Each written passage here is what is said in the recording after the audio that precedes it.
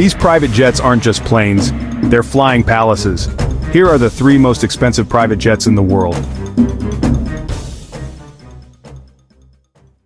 #3, Boeing 747-8 VIP $367 million. This customized giant features lounges, dining rooms, and even a private office, basically a mansion in the sky. #2, Airbus A340-300 of Alisher Usmanov, $500 million. Owned by a Russian billionaire, it boasts luxury interiors and a massive range, making it one of the most extravagant flying fortresses. #1, Air Force One, modified Boeing 747-200B, $660 million.